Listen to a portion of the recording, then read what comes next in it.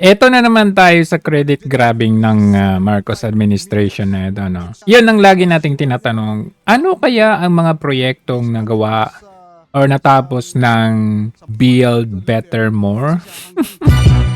Wala na ngang na-build. Kung meron man, hindi na nga better. Tapos, wala namang more kasi mas less. Alam mo yung corruption? Baka yung na-build ng better nila at more is on corruption, hindi yung mga ganito. Kasi ito yun, bumisita siya ngayon sa Camalaniugan Bridge. Akala mo kung sa kanya itong proyekto na ito. Tapos tingnan nyo, nakita ninyo, yung nilagyan niya ng logo ng bagong Pilipinas. Tapos yung tarpaulin nila, ayan yung standee nila. Ayan yung standee niya. Tingnan nyo Ayan, lalagay niya, empowering progress. Hoy, hindi sa'yo yan. Titignan natin, ito po ay construction started in 2021. Camalaniugan Bridge. Okay, ayan po. 2.43 billion. Ibinulsa ba ninyo ito? Ha? Kasi ang expected nito na matatapos is 2024.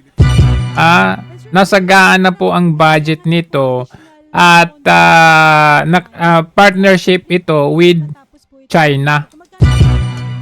Ngayon, ewan ko, ang magiging completion date nito ay 2026. Ibig sabihin ho niyan ay another budget na naman.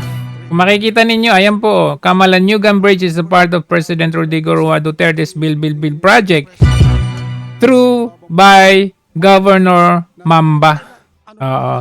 At kung titignan ninyo ngayon sa inspection niya ngayon, wala si Mamba. Meron ba? Wala. Nandiyan ba si Mamba? Wala, di ba? Tingnan natin. Di ba dapat si Mamba ang kasama mo dyan?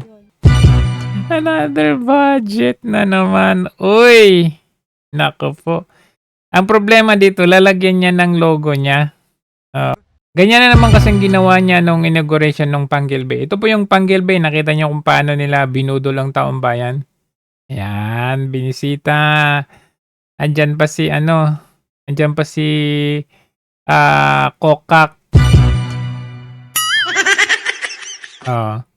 Di ba? May parada pa silang nalalaman. Wow, ano to? Project ninyo? Inangkin. Kasi kung titignan natin, yan Panguil Bay.